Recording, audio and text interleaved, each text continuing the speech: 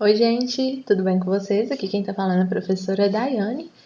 Eu fiquei sumida na semana 3 com a explicação do conteúdo. Não sei se vocês perceberam, eu não fiz a explicação do conteúdo para a semana 3. Eu fiz apenas a correção das atividades. Mas eu tô de volta com a explicação dos conteúdos. Hoje a aula é para explicar os conteúdos da semana 4 do Plano de Estudo Tutorado do nono ano do Ensino Fundamental, volume 2, para a matéria de Geografia. A unidade temática é Mundo do Trabalho. O objeto do conhecimento é o mesmo da semana passada, semana 3, e da semana 2 também, que são as cadeias industriais e inovação no uso dos recursos naturais e matérias-primas. A habilidade, que é o que você, estudante, tem que desenvolver, saber fazer. A habilidade é reconhecer e analisar a importância da produção agropecuária na sociedade urbana e industrial ante o problema da desigualdade mundial de acesso aos recursos alimentares e à matéria-prima. Então, a aula de hoje é basicamente para isso, para vocês compreenderem qual que é a importância da agropecuária, mas, além disso, compreender também qual é o papel dela perante a desigualdade socioeconômica. O conteúdo ou os conteúdos relacionados incluem relações de trabalho no sistema capitalista, a mecanização, isso daqui é o principal, a mecanização da produção agropecuária. Você tem que saber ler, interpretar, elaborar representações cartográficas, como croquis, anamorfose e por aí vai. Pessoal, a aula de hoje está dividida em dois momentos. Um que é super rapidinho, que é esse daqui. Olha só, é só isso aqui que o PET traz de conteúdo para a semana 4. Só isso.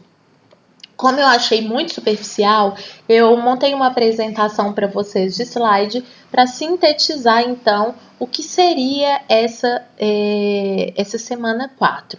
Então, eu quero que vocês acompanhem os dois momentos comigo. Vamos primeiro ao PET.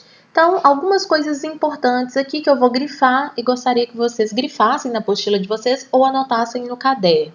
Então, primeira coisa, o desenvolvimento da indústria não ficou restrito às cidades. Então, ele também provocou alterações no campo. Então, essa é a primeira informação importante. A industrialização provocou importantes alterações no modo de produzir e no modo de trabalhar no campo, certo? Então, essa é uma informação super importante. Vamos lá.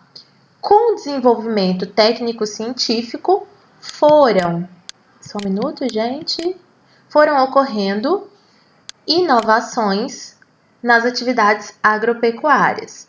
Que tipo de inovações? Então, mecanização, uso de substâncias como fertilizantes e agrotóxicos. O que essas modernizações proporcionaram? Proporcionaram um aumento da produtividade, diminuíram a necessidade de usar mão de obra e aumentaram a concentração de terras nas mãos de poucas pessoas. Por quê? Porque nem todos os donos de fazendas teriam capital suficiente para modernizar a sua lavoura. Então, aqueles que não tinham capacidade, capital suficiente para modernizar a lavoura, vendeu as terras e vendeu a preço muito barato para os grandes produtores. E aí restou para eles o sonho de encontrar um trabalho nas cidades. Então, por isso que a modernização no campo aumentou o êxodo rural nos países em geral. O êxodo rural, que é a saída da população da área rural para viver na área urbana. Outra informação muito importante é que hoje, atualmente, mais de metade da população do mundo vive em cidades. Estima-se que até metade do século XXI, esse percentual chegará a 70%. E diante disso, o que acontece? Acontece um aumento da demanda por alimentos e matérias-primas. Então, a pressão sobre a agricultura, sobre a pecuária e o extrativismo tende a aumentar. Beleza? Outra informação muito importante. Quem está sendo mais prejudicado nesse processo de modernização da agricultura?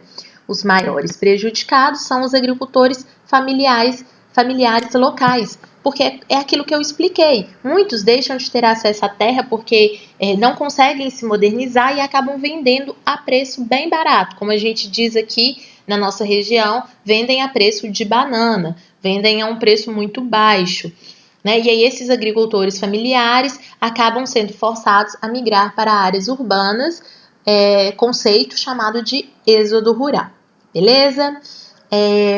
Então esse é um grave problema desencadeado pela modernização da agropecuária.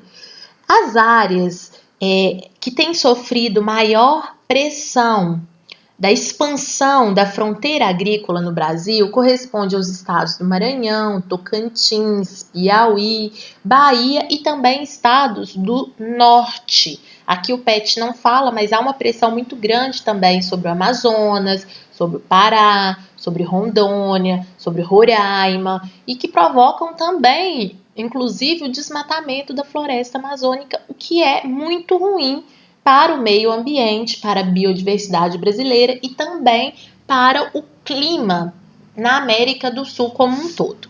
Então o PET finaliza aqui. Fiquem comigo que eu vou fazer a apresentação dos slides para sintetizar esse conteúdo, tá bom? Então, gente, o slide que eu preparei para vocês é esse aqui, é bem rapidinho, tá? É só uma síntese. Então, eu dei o título de um retrato do espaço rural brasileiro porque eu procurei enfocar um pouco no nosso país, nas questões pertinentes ao Brasil.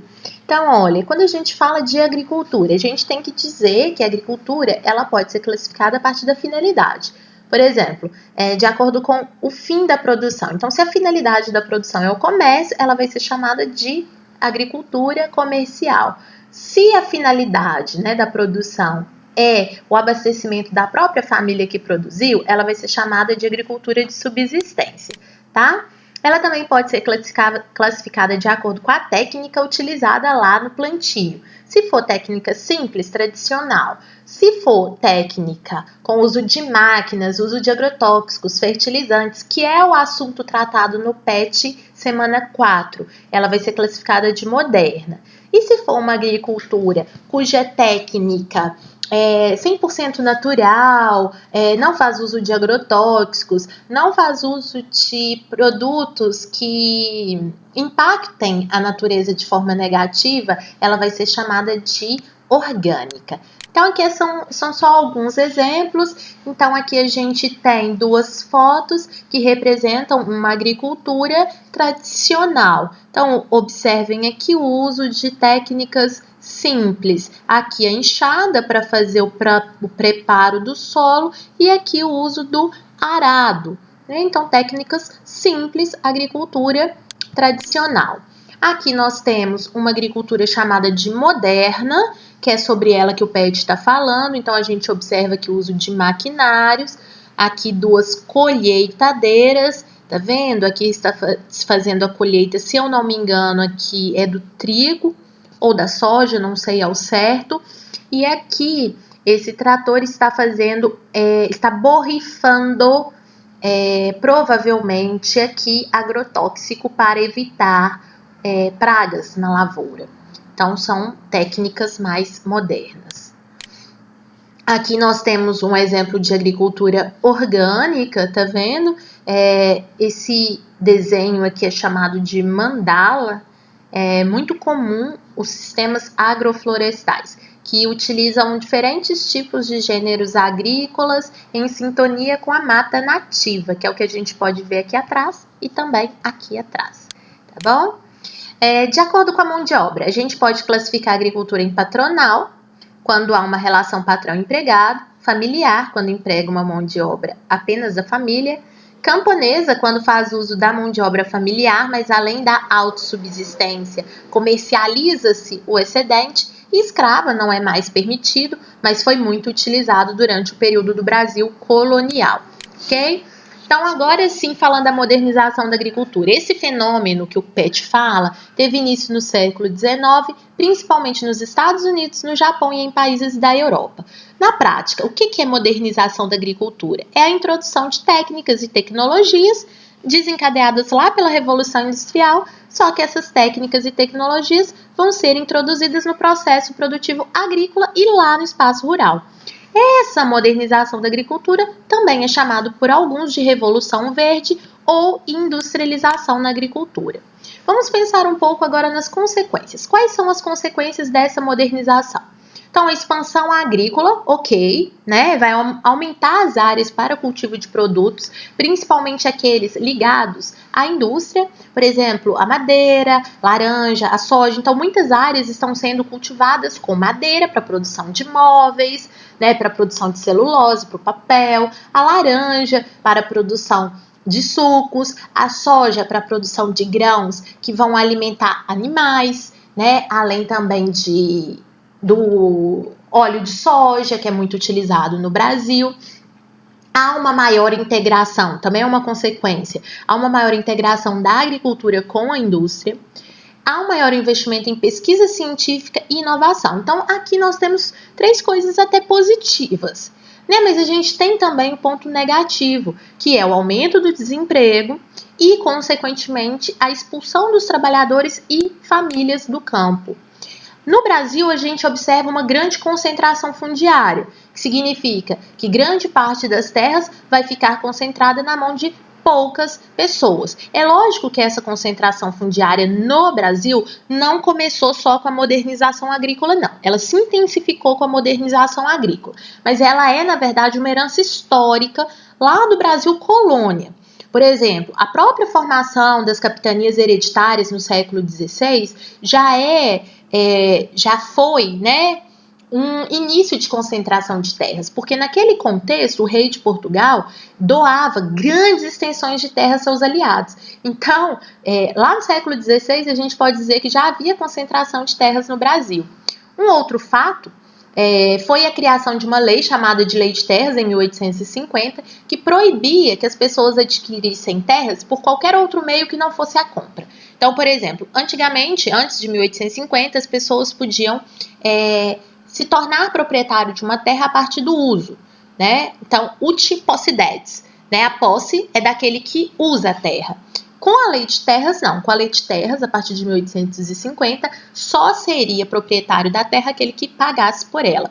Então, tanto as capitanias hereditárias quanto a Lei de Terras são, eu posso dizer que é como se fossem fatores que originaram a concentração fundiária no Brasil, que é a concentração de terras.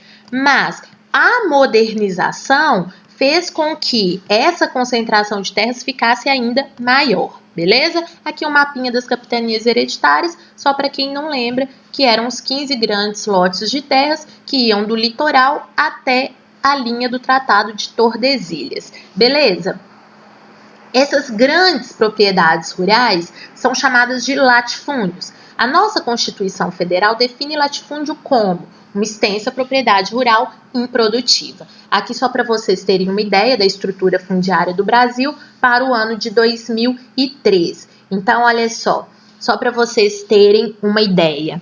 Aqui, ó, propriedades que têm mais de 2.000 hectares. Lembrando que 1 hectare equivale a 10.000 metros quadrados. 1 hectare, 10.000 metros quadrados. Então, as propriedades que têm mais de 2.000 hectares, elas representam apenas 0,8% dos imóveis, só que elas ocupam 31% do território brasileiro. Percebem? Então, elas são poucas, mas como elas são grandes, elas ocupam muitas áreas, tá bom? Quase 32%. Pensando um pouquinho no Brasil, a modernização da agricultura se intensificou por volta de 1930, porque havia naquele contexto uma política de industrialização feita pelo governo de Getúlio Vargas, e essa política de industrialização levou à urbanização das cidades e, no caso do campo, aumentou o êxodo rural, que é a saída da roça para a cidade. Em 1960 até 70, essa modernização se intensificou, o que já era intenso, e ficou mais intenso ainda, e ela passou a ocorrer principalmente em direção ao centro-oeste, Mato Grosso do Sul, Goiás e Distrito Federal. A gente tem que pensar então que a gente está diante de um novo rural brasileiro. Nesse novo rural brasileiro, estruturas modernas convivem, coexistem, ou seja, existem ao mesmo tempo com estruturas arcaicas, antigas. Então, esse novo rural brasileiro tem novas atividades agropecuárias, como a criação de animais, flores, hortaliças, e tem também atividades não agrícolas nesse novo rural brasileiro, como, por exemplo, a existência de hotéis rurais, pousadas, turismo rural, ecoturismo. Beleza? Então, pessoal, a gente vai se falar de novo na aula de correção, que é na quinta-feira. Um beijo e até lá. Tchau, tchau.